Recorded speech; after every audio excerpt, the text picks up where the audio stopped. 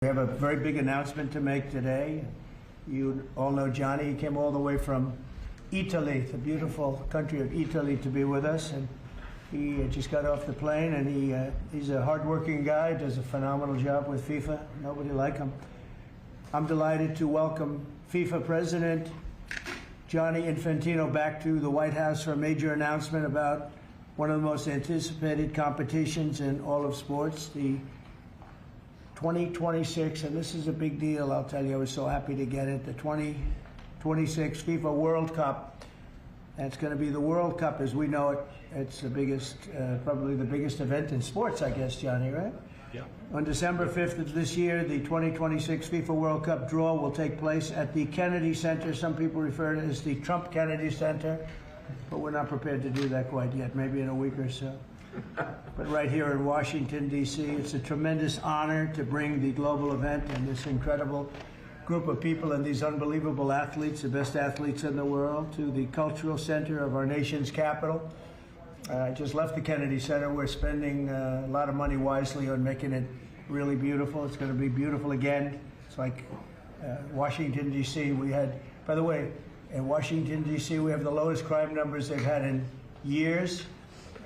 Zero, it sounds like it's a horrible thing to say, but I might as well say it. Zero murders in the last week since we've done this. That's the first time in memory that that's happened, if you can believe it, how pathetic that is to have to even say it. And I'm tired of listening to these people say how safe it was before we got here. It was unsafe. It was horrible. And Mayor Bowser better get her act straight, or she won't be mayor very long, because we'll take it over with the federal government, run it like it's supposed to be run. The numbers were horrible. It was a crime-infested rat hole, and they do have a lot of rats. We're getting rid of them too, and we've made a lot of progress. And it was extremely unsafe, and now it's extremely safe. We had virtually no crime. The number was down 87%, and I'm trying to figure out where was the 13%, because I don't think it existed. The National Guard has been unbelievable, and they're working with the police. And they have some very good people in there. They have some people that shouldn't be police, actually, but they have some great people there. And the Washington, D.C. is a whole different place. And Johnny, I'm sure you'll be happy to hear that too, actually. Oh, yes. But it's a whole different place. People are excited again. They're going out to restaurants again. That was the other thing I saw numbers. That restaurant business is down in the last week. No. Restaurant business, you can't get into a restaurant.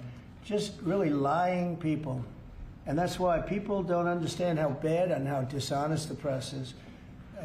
I saw one poll that had us at 19% favorable on what we're doing with Washington. Then I saw another one that has us 94% favorable. And I can tell you the 94% is correct. The others are fake, just fake news. They got to get their act together. So bad for our country, so sick, actually. So Washington, D.C. is really doing unbelievably well. And the Kennedy Center that we're fixing, I was just there all morning with contractors. We're making it unbelievable. It's going to be unbelievable. It's got great bones, but it needs a lot of work. The World Cup draw will set up the group stage of competition. 48 teams will play in 104 games across 16 North American cities, from Seattle to Vancouver to Atlanta to Miami. It's going to be so exciting for our country. The 2026 FIFA World Cup will be one of the largest and most complex events.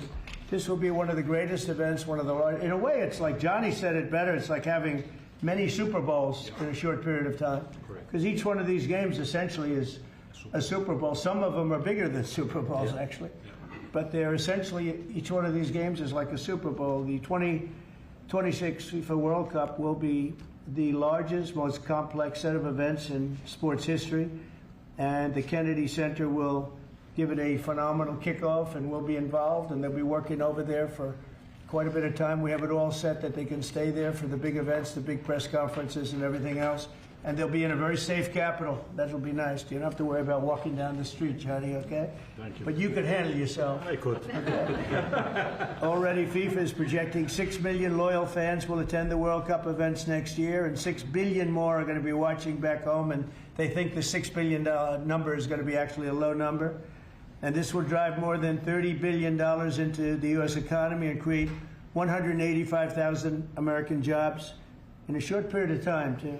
No sporting event attracts more attention, more fans, more viewers, or more revenue than the FIFA World Cup. And again, I'll just say it's the World Cup, and it's the biggest thing there is in sports, and we have it. And I got it in my first administration, and I was really somewhat devastated, as I can be. I don't have time to get too devastated. I was very happy that today, as you saw, the group that does this, a government group, radical left group, announced that Trump was right. Took in $4 trillion worth of tariffs. That the $4 trillion are going to reduce the deficit by numbers far greater than they ever expected or heard of. And by the way, the stock market went up 1,000 points.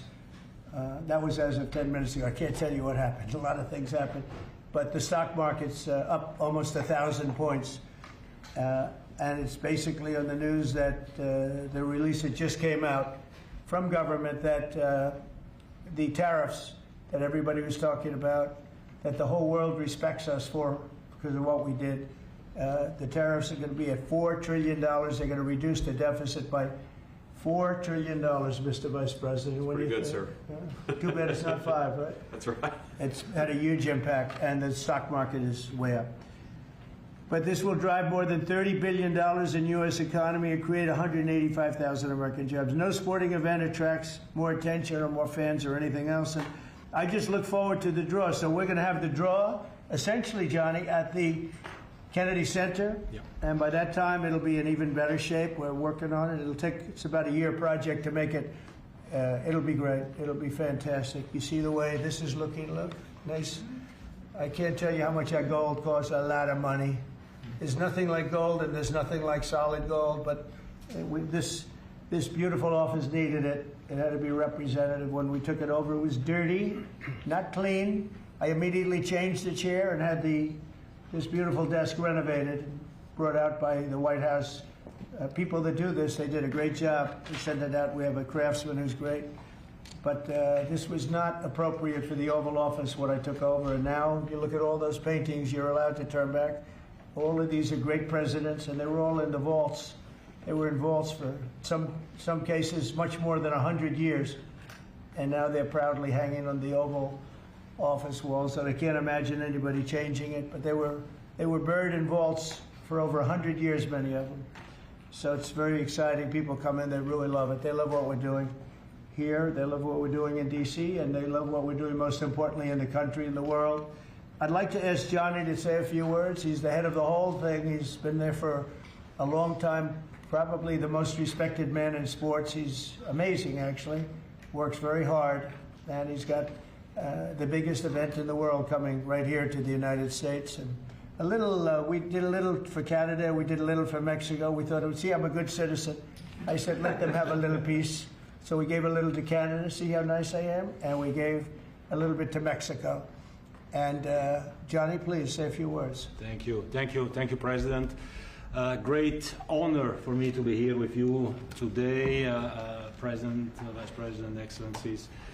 Fantastic to announce what you said, which is the final draw of the FIFA World Cup on the 5th of December here in the capital, in the Kennedy Center in Washington, D.C. at 12 noon sharp. It will be broadcast live all over the world. 1 billion viewers will watch it, and it will determine, of course, the match schedule, which 48 participating teams will play. You said it, 104 matches in 1 month, 104 Super Bowls. This is not just the biggest, the greatest event, not just a sports event, it's a social event as well, with a lot of emotion. We are uniting the world, Mr. President, uniting the world here in America, and we are very proud of that.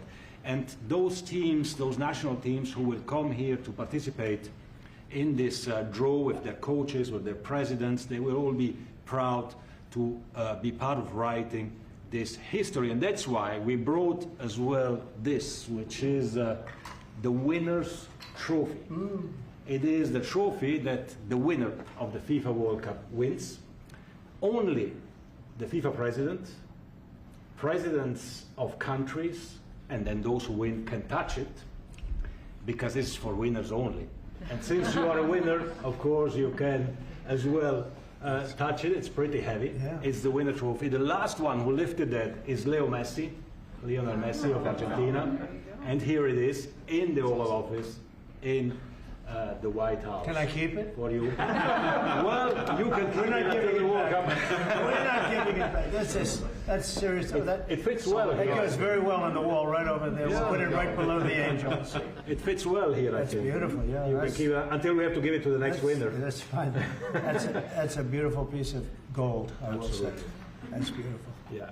So 6 billion viewers for the World Cup, 6 million coming to the matches, 30 billion economic impact, 185,000 jobs. This will be absolutely fantastic. The biggest event ever, and everything will start here in Washington, D.C. at the Kennedy Center, or the Trump Kennedy Center.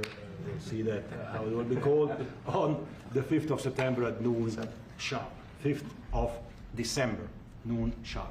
Then, if I may... Will they Mr. be President, doing most of the draws, all of the draws at the Kennedy? Well, how are you going to do that? Yes, we'll do that at the Kennedy Center. We'll do all the other meetings around it with the coaches, with the broadcasters, with That's the great. sponsors, everything at the Kennedy Center. The whole You'll be very World happy. Cup starts, and everyone will be happy Yeah. because everyone has qualified for the World Cup, and they didn't yet play a game, so they didn't lose yet a game. So they all think they can become world champion, right? They'll all be happy. Exactly. Now, By the way, an example, supposing we had a week ago when everybody was being killed and mugged and everything else, despite the phony numbers that were given out, that it was getting better. Brian, do you believe it was getting better or getting worse? Oh, the crime was getting worse. I mean, I was robbed. It was getting way Went worse. after you. Yeah. How did the other guy come out? Well, he came out with my briefcase, Yeah, unfortunately. with you. Yeah. So, Robert 1, Brian 0. No, but can you imagine you do this and then you start hearing that they had a 20-year reduction of crime. It was worse during the Biden administration than anybody's ever imagined possible. And I guarantee you he wouldn't be here if those numbers continued. But now we have total safety, we have total security. And for the border, in 3 months, 0 people. These are done by liberal people that do these charts. 0 people came through our border in the last 90 days. Can you believe it? 0. Last year we had millions of people coming in. And they came in from the wrong locations. They came in a lot of people that shouldn't be here. So now when we have this event in December, it's going to be very safe. Johnny, you can walk Yes. down the street with your beautiful wife. yeah, You can take her to dinner if you can get a reservation, which I doubt. they're all full, the restaurants. I know. They're all full. I heard that too. The restaurants aren't. The restaurants, since we are doing this, are doing great. And many new restaurants are going to open because, as you know, many closed. Many restaurants closed because the crime was so bad. This will be one of the safest places anywhere on earth. So, you know, I really am honored that the National Guard has done such an incredible job working with the police. And we haven't had to bring in the regular military, which we're willing to do. We have to. And after we do this, we'll go to another location and we'll make it safe also. We're going to make our country very safe. We're going to make our cities very, very safe.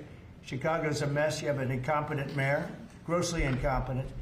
And we'll straighten that one out probably next. That'll be our next one after this. And it won't even be tough. And the people in Chicago, Mr. Vice President, are screaming for us to come. They're wearing red hats, just like this one. But they're wearing red hats. African-American ladies, beautiful ladies, are saying, please, President Trump, come to Chicago. Please. I did great with the black vote, as you know, and they want something to happen. So I think Chicago will be our next, and then we'll help with New York, and we're going to help with. And I think a lot of these people that you see on television, they are, including the people in this audience, they'll say bad things about me, and then they'll say, "Thank God he's here," because half of them got mugged, and they don't want to get mugged again. But they work for they work for stupid people that are radical left, and they're made to do things and say things that they don't want to be saying. But the people right here are all happy because you're not going to be mugged in Washington, D.C. anymore. I just want to say Johnny's been my friend for a long time. He's an incredible guy, and we will lay out the red carpet. Andrew, you're going to be fantastic. Rick is going to be everything Rick ever touched has always worked out, and he's working with me on the Kennedy Center. And his very good friend was an actor on Broadway for 5 years, right? And I assume he's helping us a little bit, right? Yes. And Andrew, you're all excited about it? Absolutely. Would you like to say something? This is a great opportunity, Mr. President, to show off the first 250 years of the United States of America, the greatness and then the hope and promise of the next 250 years. When you think this World Cup is going to be over our 250th birthday, Mr. President, your leadership, obviously, with FIFA leading the way, this is the largest sporting event in the history of the world under the Trump administration. So very excited. I just want to say one thing. Andrew Giuliani, so his father is Rudy, the greatest mayor in the history of New York, I think by far. He took a ravaged city, a city that was really under siege. Probably most people thought it was going to survive. He turned it around. He was a great, great mayor. And then they treated him very, very unfairly. You go back and tell your father all of the things that have come out over the last couple of months through Tulsi and through all of the people, Cash, everybody. They've proven your father 100% correct. His father was treated so unfairly. Your father has been 100% correct. And tell him we all love him, okay? Thank you, Mr. He's been President. amazing. What he had to go through was very, very unfair. Nasty. These are bad people. Mr. Vice President, would you like to say something? Well, sure, Mr. President, thank you, and thanks to Johnny for being here. We're very thrilled about the World Cup. Just to echo something the President said about crime in Washington, D.C., this is the national capital of the greatest nation in the world, and we had murder rates just a few weeks ago that rivaled some of the worst third world cities anywhere, even in very, very poor regions of the world. Why did we accept that? Why did we allow it to happen? We allowed it to happen because we had broken leadership in Washington, D.C., and unfortunately sitting behind the Resolute desk. What we have shown in just under 2 weeks of taking law enforcement seriously is that the American people can have their streets back if their leadership is willing to put in the time and the resources. Mr. President, you've shown in Washington, D.C. that we can have safe streets again. We've just got to have the political willpower to focus on the bad guys and to give the American people back their communities. We are focused on doing that thanks to the President's leadership. Thank you. And that's a really very small percentage. It's 2%, 3%, but that 2% and 3% wreaks just havoc throughout a community. People are petrified, and I notice a couple of the women in the back are shaking their head, yes, yes, yes. I won't report who you are because you'll end up losing your jobs, but it's true. It's amazing. And the police, and you look at the D.C. National Guard, I saw pictures of them last night getting off vans and all, and I saw some bad ones running, but they're not running so much anymore. They're not there. They're just not even, they're not even trying. You're totally safe. Now, there'll be something happening sometime. I don't know. Maybe it won't be for a long time, but this was every night would get reports of people being mugged and killed. There's one woman on television last night. She had a badly busted up nose. And she's, well, I like our streets the way they used to be. And she thinks it's going to happen like by doing nothing. And they say, what happened to your nose? She got slugged by a guy walking down the street, slugged. Her nose will never be the same, I guarantee you, unless it takes a pretty good turn. She wasn't really for us. But she sort of said, well, maybe something has to happen. Before this happened to me, she got whacked. And I don't think she'll ever be the same. She almost became, she was a half a Trump fan, a woman that would have never been a Trump fan, but she was hit hard. It's not going to happen anymore. Not going to happen anymore. But then we're going to beautify the city too. That's where I was today at Kennedy Center. And we're going to beautify the city like it has it. And we're working with Clark Construction, the biggest construction company in Chicago, and in Washington. And the head of Clark is great. He's all over the world, actually. But Washington, I would say, is their home. That's where they do the best work, the biggest work. And they've been doing a fantastic job. So you're going to have a fantastic, clean, beautiful place. It's going to be better than it ever was before, literally better than it ever was before. We'll get it done very quickly. And I want to thank Clark because they're doing a lot of work in a lot of different locations. But they've been fantastic for getting us the right contractors and the people that can really do the job right. And Johnny, did you want to say something? Yes, I have one more thing, because as you rightly say, you know, with security and beautifying cities and the whole country, we want people to come and enjoy and have fun. And that's why this is not just the most iconic trophy in the world of sport, but we start on the 10th of September the sale of tickets for the FIFA World Cup. And we have the first ticket here for the final. Good. Wow. For you. Oh, good. That's cool. Wow. It's, of course, row 1, seat 1. It's ticket number 45, so. 47. And it's for the final in New York, New Jersey. And so you have your ticket already for the final. All the others, 10th of September, start getting your tickets. That's beautiful. Yeah. 6.5, 7 million tickets. Fans will enjoy You the do records. security here. Will be fantastic. You're going to do record business, I think. 100%. Christy, would you like to say something? Yeah, Mr. President, millions of people will come to this country, and we'll make sure they get their travel documents, their visas, that they want to come here and spend their money and enjoy the sporting event. It'll be the largest event in the world. And sir, you're reminding me of something that my dad used to say all the time when I was growing up. He would say, Christy, you kids need to look like you respect yourself before anybody's going to respect you. And in this country, when people look at our streets, when they look at our capital, you're bringing respect back to this city. And people will respect our country more because it's safe, it's clean, it's beautiful. And what you're doing is transforming this nation by making sure that our laws are upheld. And millions of people are going to come and be able to enjoy it next year, and I'm excited about that. Thank you for doing that. Well, our country is respected again. And a year ago, we had a dead country. I'm telling you, it was a dead country. It was a country that had lost its way. It was a country that was going to fail. Look, even today, where they say $4 trillion in reductions of deficits, and this was totally unexpected. They didn't expect it. I mean, I don't know where they've been, the people that do this stuff, but it's terrible. I want to thank Christy for another reason. I said to her 2 weeks ago, I said, Christy, do me a favor. I built hundreds of miles of wall. I built the same wall that the Border Patrol asked me to build. It wasn't my first choice. I wanted to do concrete plank and everything nice, but you wouldn't have been able to see through it. So I had Border Patrol in, and they tested everything else. And we gave them steel wall, high-grade steel, very hard to cut.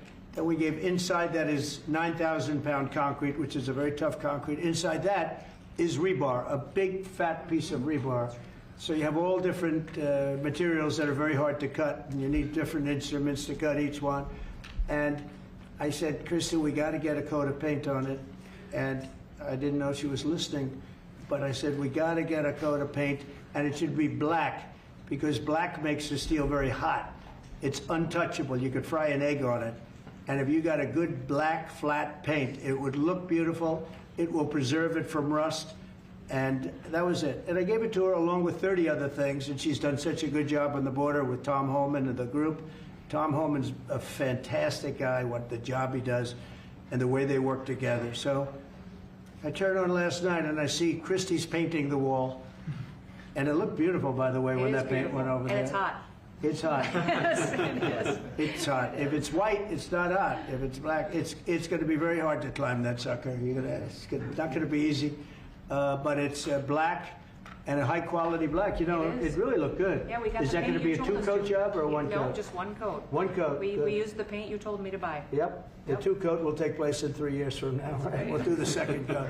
But it looks beautiful. But thank you very much. I didn't know you were listening to that, Absolutely. because we I'm talked always- about 7 different subjects, and all of a sudden I see you're out there painting with a lot of painters and everything else. But it was a beautiful thing to say. Yep. Would you like to say something? You've been such a big part of this. Please. Well, just, Mr. President, we're delighted to be here today for this announcement, but we're also looking forward to having you at the final. Oh, yes. On July Oh, yes. 19th No, we'll be in New there. York, New Jersey. We're going to be there. A lot of people are going to be there. A lot of people. I'd like to thank you all. Do you have any questions on FIFA, first of all? It's going to be a big event at the Kennedy Center. Do you intend to take part in it? Will you have a part to play on December 5th? I might play. I mean, I see the money that these soccer players, we call it soccer, but I see the money that these soccer players are making. I may try and play. I'm a very good athlete. My son is a very good athlete, and he's a good soccer player. He's on the tall side for soccer. He's 6'9". That's pretty tall, but That's pretty it's cool. on the tall side. He's good. It's on the tall side, but he's good. But no, I may put on shorts. I look extremely good in shorts and join the play. No, it's going to be a lot of fun. It's going to be good. Many foreigners who want to come to attend the event are concerned about the visa situation. Can you reassure them? Yeah, they're going to have a very easy time getting in. Certain countries are going to be very, very easy, and other countries are going to be obviously a little bit more difficult. Would you like to explain that, Chris? Yeah, absolutely. We have a process set up that we'll be implementing on getting visas approved. Everybody will be thoroughly vetted, but they'll be welcome to this country. It'll happen quickly, and we're excited for them to come. So I would hope that around the world, people know that the United States is excited to bring their family here to enjoy this event. America welcomes the world. Yes. And I can really, from the collaboration that we have, testify for that, absolutely. Thank you. And I was just sent a picture from somebody that wants to be there very badly. He's been very respectful of me and of our country, but not so respectful of others. But I'm going to sign this for him, but I was sent one, and I thought you'd all like to see it. That's a man named Vladimir Putin, who I believe will be coming, depending on what happens. He may be coming, and he may not, depending on what happens. We have a lot of things happening over the next couple of weeks. But I thought it was a nice picture of him.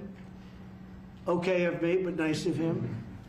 So that was very nice that it was sent to me. Okay? Mr. President. On Yes. that subject, have you talked to Vladimir Putin about the fact that yesterday a big U.S. factory was hit in a Russian airstrike in Ukraine? What's your reaction to I that? told him I'm not happy about it. And I'm not happy about anything having to do with that war. I said I settled 7 wars, and actually, if you think about pre-wars, add 3 more, so it would be 10. I thought this would be in the middle of the pack in terms of difficulty. No, I'm not happy about anything about that war. Nothing. Not happy at all. We'll see what happens. I think over the next 2 weeks, we're going to find out which way it's going to go. And I better be very happy. Mr. President, a very good call with Prime Minister Carney of Canada yesterday morning. Yes. Actually, Canada is taking away some retaliatory tariffs. He's removing his tariffs, yeah. Exactly. He's removing his retaliatory tariffs, which I thought was nice. And we're going to have another call soon. Okay. Yeah, we had a very good call. You're getting closer towards an Well, I agreement like them. on trade? I like them. You know, look, I'm fighting for the United States. Canada and Mexico take a lot of our business over the years, over 25, 30 years, especially during the Biden years. They took a lot of our business, and it's basically all coming back into the United States now. We're hot as a pistol, and it's coming back in. Because of tariffs and the incentives we give, it's coming back. And it's impossible, I think, for another country to stop it. And we are working on something. We want to be very good to Canada. I like Carney a lot. I think he's a good person. And we had a very good talk yesterday, so I think it'll be good. Mr. President, I have a question about the search of Ambassador Bolton's home. The Vice President recently just did an interview saying that it's about classified documents, but that there's also broad concern about him. What are the concerns? Well, that I you haven't have? spoken to Pam and the group yet, but I will be. I saw that just like everybody else. I try and stay out of that stuff. I'm allowed to be, and I'm chief law enforcement officer, believe it or not. You know, I don't like to go around saying that, but I am. That's the position. But I purposely don't want to really get involved in it. I'm not a fan of John Bolton. I thought he was a sleazebag, actually. And he suffers major Trump derangement syndrome, but so do a lot of people, and they're not being affected by anything we do. I don't know anything about it. I just saw that. I'll find out about it. But if you believe the news, which I do, I guess his house was raided today. But my house was raided also, called Mar-a-Lago. They went through everything they could, including my young son's room and my wife's area. They went through her drawers, as the expression goes. They went through everything you can imagine. And when she came back, she said, she's very neat, you know, she's meticulous. And she looked and she said, whoa, this wasn't the way that she had it. So, you know, so I know the feeling. It's not a good feeling. Thank you. Mr. President, on Ukraine, how long will you give Putin? A couple of weeks. We're going to figure it out. We'll find it. Do you think you'll have to intervene at some point? Look, it takes 2 to tango. You understand that. I wanted to have a meeting with those 2. I could have been at the meeting, but a lot of people think that nothing's going to come out of that meeting. You have to be there. Maybe that's true. Maybe it's not. But we're going to see. In the meantime, people continue to die. But I've solved 7 of them where they were in wars for 31, 35, and 37 years. We had 3 of them that were for more than 30 years, Johnny, and I got them solved. And we solved one that could have been a nuclear war with India and Pakistan. That was getting ready to be a nuclear war. I solved them all. And this one, I thought we would have had it done by now, but it's more difficult. There's a lot of anger, a lot of hatred. There's a tremendous amount of hatred there. So, but we'll see what happens. I think in 2 weeks we'll know which way I'm going. Because I'm going to go one way or the other. And they'll learn which way I'm going. Mr. President, if I got 2 questions for you, one on FIFA, the other one on DC. Let's talk. Can you talk about the economic impact that FIFA will have in these cities, and what's your message to the mayors to get their cities prepared, not only the beautification process, but also the safety aspect? Well, Los Angeles is an example. You know, it's poorly run. We have a mayor there that can't even get permits to the people that lost their houses. Lee Zeldin got every permit. The hardest permit is the federal permit. Within 20 days, every single permit was there for the people to build their houses. But people are writing us and they're saying they won't give us. The mayor is incompetent. The governor is incompetent. You know, Gavin, I know Gavin very well. He's an incompetent guy with a good line of bullshit. And he doesn't get the job done. And frankly, those people want to build their houses. It's terrible. They could have been built. Some of them could have been built already. But think of it, the federal government that has the most complex part, and it's the most complex environmental thing to do. We got it, everybody had it within 30 days. And they're not even close to getting their permits. And now they're talking about taking some of those sites and building low-income housing on them. These are high-end neighborhoods. And I'm all for low-income housing. I built a lot of low-income housing. I know all about 236. I know every program that there is in the government. I used every one of them. I know more about low-income housing than probably almost anybody. And it's great. It's fine. It's wonderful. But you don't build it in Pacific Palisades. You don't build it there. And you don't build it in the other areas that burned down. So they're talking about putting up low-income housing. And you talk about riots. They're going to have riots if that happens because you're taking the people's property away. They want to build their houses, and they're unable to get permits from the mayor and from the governor. And that's a terrible thing. But, and let me tell you, if I didn't send in the troops in Los Angeles, Johnny wouldn't be in Los Angeles. You wouldn't be having your World Cup there. I sent in the troops, and we kept it. And even the police commissioner, the sheriff, and the police commissioner, they all said the same thing. They said, we could have never handled what was happening. You saw that. You were there. He said, we could have never handled what was happening. And then you hear Gavin Newsom. After it's all quelled, you hear Newsom get up and say, we could have done this for ourselves. No, they couldn't have. And if they could have, I wouldn't have taken the chance either. Okay, my second question is on crime prevention. Would you be open to expanding the national concealed carry to apply to D.C. like it does in other states like Texas? Yeah. Well, they have it in some states, and they feel strongly about it. You know, as you know, I'm in favor of it. People have to protect themselves. I'm a Second Amendment person, very simply. People have to be able to protect themselves. Especially like in Washington, you walk down the street, a guy comes up and slugs you. He's got a pistol in his hand. You can be tough, you can be in great shape, you can be a powerful person, or you can be a guy that weighs 100 pounds with a gun in your hand. Right. And I'll bet on the guy with the gun 100% of the time, right? And so you need protection. So I'm a Second Amendment person all the way. Yeah, please. President Trump, you said this morning that you're working with Congress to get $2 billion to help clean up DC. Have you had any conversations with Mike Johnson and John Thune about where they're going to get that money from? Which money? You said this morning that you're going to get $2 billion from Congress to help clean up DC. Yeah, I've spoken to Mike Johnson. I've spoken to John Thune, the Senate, the House. And I think it's going to be very easy to get. It's going to be not a lot of money. I wouldn't even know where to spend the number that you mentioned, but it's going to be money to beautify the city. Yeah, they're ready. Everybody wants to save D.C. In one way, it's the easiest.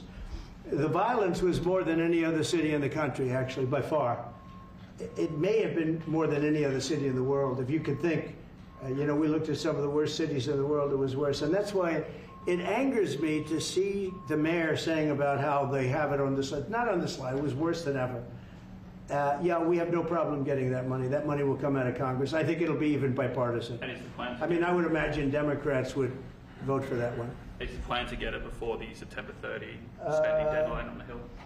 Well, I don't know if there is a deadline, because if I declare a national emergency, which this was, that ends the deadline. So, I mean, I keep seeing about a 30-day deadline, of which we have 22 days left or something. But if I think we're in great shape here, that's one thing. But if I don't, I'm going to just say it's a national emergency. And if I have a national emergency, I can keep the troops there as long as I want. If people are not going to want to have the troops, and 30 days, you know, it's one thing to get them out. It's another thing to keep them out for a long period of time. You've got to train people. You can't do this. You can't bop people over the head. And a lot of those people are in courts right now, going to court. They're going to go to jail for a long time. So that's going to take more than 30 days.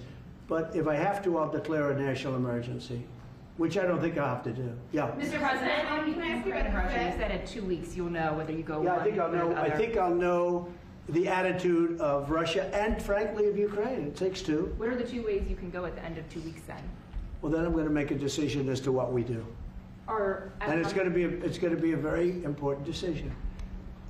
And that's whether or not it's massive sanctions or massive tariffs or both, or do we do nothing and say it's your fight?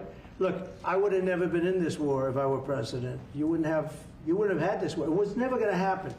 This was caused by stupid people that fought. And you know, people say, well, how do we know? Because for 4 years, it was never even a subject. And Vladimir knew, and you see his picture right here. It was nice that he sent, but Vladimir knew very strongly we wouldn't have stood for it. It wouldn't have happened. 100% wouldn't have happened, but it did happen. And now they're losing from 5 to 7 young kids. Think of it, you're a parent and your son is leaving. He's Russian or he's Ukrainian.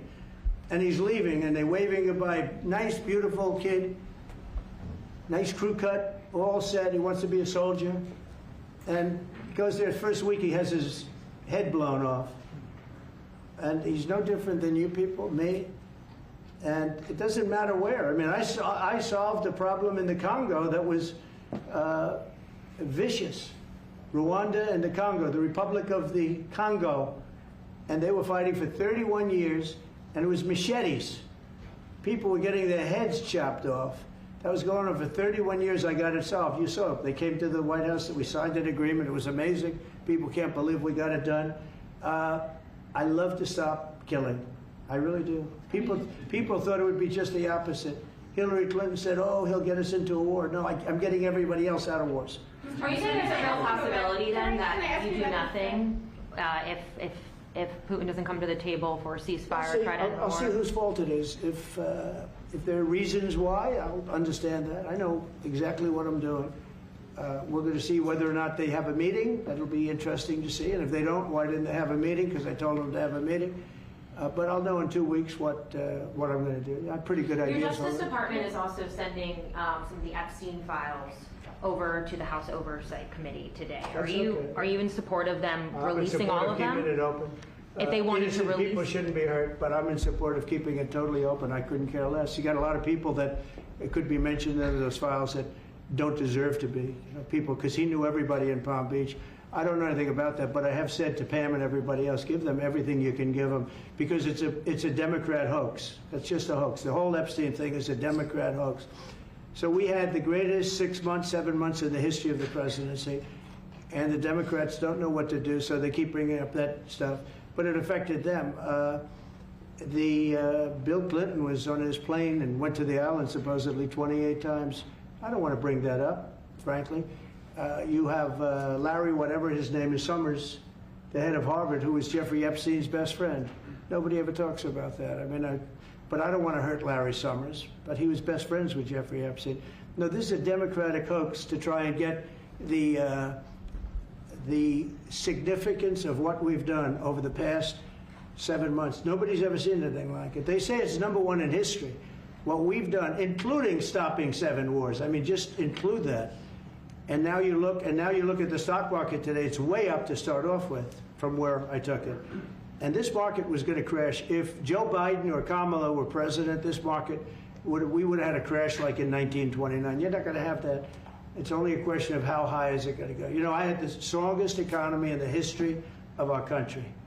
And despite COVID, We had the strongest economy in the history of our country, and we're going to blow it away this time. I was always good at making a lot of money, and whether it was for myself or whether it was, I like doing it this way better. I mean, I like making it for the country. Our country's been ripped off by friend and foe, nations all over the world ripped off, and the friends have been much worse than the foes for the most part. And they're not ripping us off. We just signed a deal with the European Union. They're paying us essentially $950 billion, like a signing fee. They're going to buy $750 billion worth of energy. They weren't buying much of our energy there. And they're very smart in doing it. And as you know, Ursula was here a couple of days ago having to do with the people, the leaders that we had a great, people said they've never seen anything like it. Well, we had the leaders of Europe right here in the Oval Office. And she's so happy that she has an agreement. But people aren't ripping us anymore. We're run by, this country is run by smart people now. Mr. President, in Israel... Two questions. One is about Intel. There have been reports that you're considering taking a stake in Intel. Can you tell us About the 10%? About the 10%. Yeah, I met a man. He was a very nice man, and I called for his removal because I saw something by a man named Tom Cotton, a senator from Arkansas. He's a great guy, friend of mine, supporter of mine, big supporter. I'm a supporter of his too. And he wrote a pretty nasty story about the head of Intel. And I said, well, if that's right, he should resign. And he came in, he saw me, we talked for a while. I liked him a lot. I thought he was very good. I thought he was somewhat a victim, but you know, nobody's a total victim, I guess. And I said, you know what? I think the United States should be given 10% of Intel.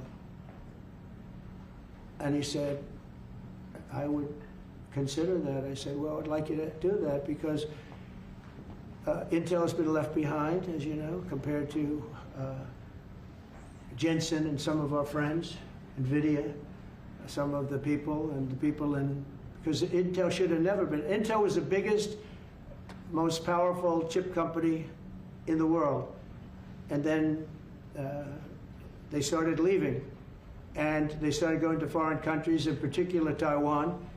And if we had a president that would have said, okay, you can go to Taiwan, but we're going to put a 100% tariff or a 200 or 300 or a 500% tariff, anybody that sells into the United States has to pay. They wouldn't have left.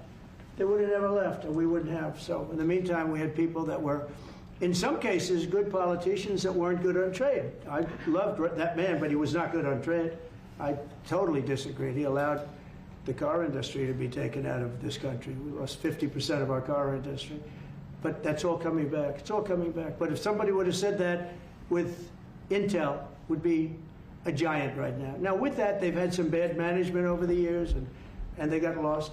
And I said, I think you should pay us 10% of your company. And they said, yes.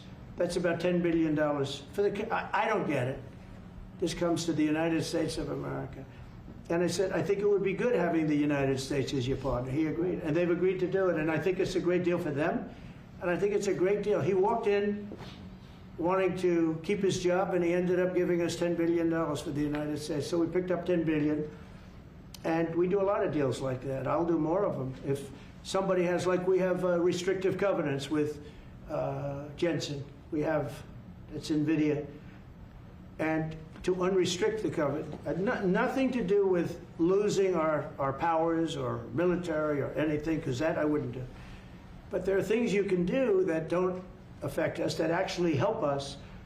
And if we're going to give somebody a free out, a restricted covenant, we have a strong restrictive covenant on certain industries. And I will absolutely give somebody a opening on a restrict to do a lot of business, which is good for us, as long as it doesn't hurt us in a security or military way. And if I do that, I think the country should be paid, because anybody else, I have it in real estate where I'll have a deal with somebody and I'll have them restrictive covenant. Then they'll come back and they'll say, I'd love to be able to build over here, but I'm not allowed to because you have me covered, you have me restricted. I say, I'll let you build over there, but pay me a lot of money. No different. But the country never did it because the country was run by foolish people. On PC Drive, you said Chicago might be next. Are you making, have there been concrete steps that the administration is taking to do that? Or what are other cities as well? I haven't spoken to the mayor. He's grossly incompetent. I haven't spoken to the mayor. No, when we're ready, we'll go in and we'll straighten out Chicago, just like we did D.C. Chicago is very dangerous, great place. I built great stuff there. I have the most beautiful building in Chicago, I think.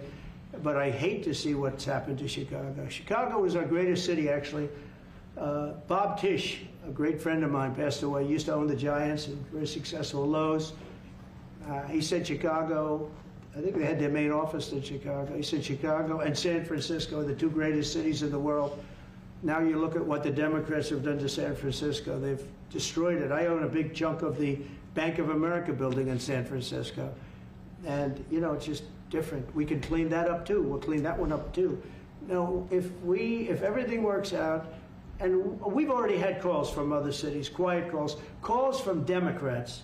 We'd love you to come here because they've lost control of their cities. I'm not going to say because I don't want them to lose their elections. But we've had calls from Democrats and calls from people generally. We'd love you to come here because we'll straighten out the problem. Mr. President, in Israel, the families of hostages in Israel, families of hostages are opposed to the reoccupying of Gaza. Why is the U.S. still Well, not supporting all of them. And you have to understand, I'm the one that got all of the hostages out. You got a lot of people out. If it wasn't for me, they wouldn't be out. I worked with Bibi and I worked with Steve Witkoff.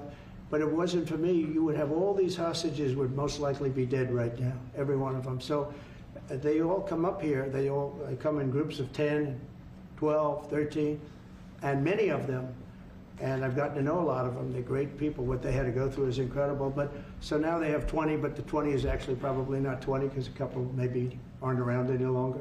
It's a terrible thing.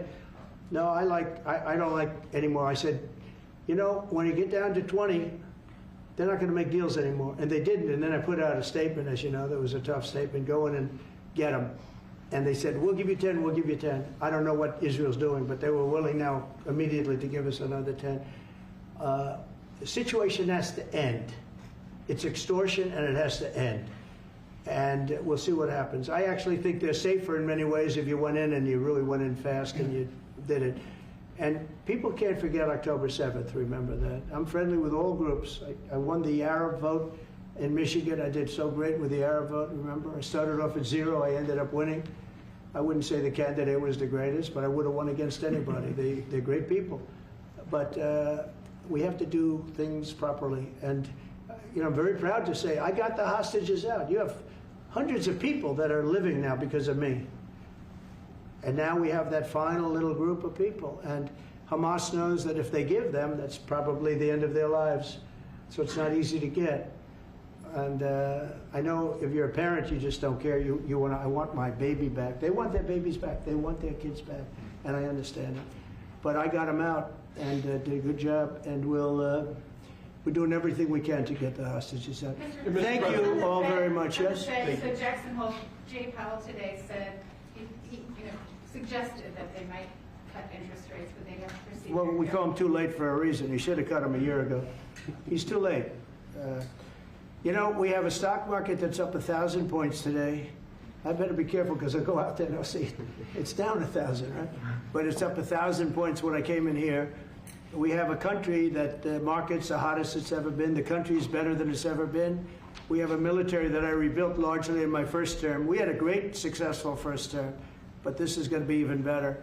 But we rebuilt it. We gave a lot of it away to Afghanistan, but relatively small compared to the overall. But I think it was the most embarrassing day and period in the history of our country that they allowed those 13 wonderful people, but it's really hundreds of people were killed. And they don't talk about the 48 that was so severely wounded with no legs, no arms, nobody ever mentions them except me. But that was the worst day, the most, it just showed how incompetent. Frankly, if that didn't happen, I really believe that you might not have had the problem with Russia. I think Putin was sitting there watching these stupid people running our country and said, this is a time to invade.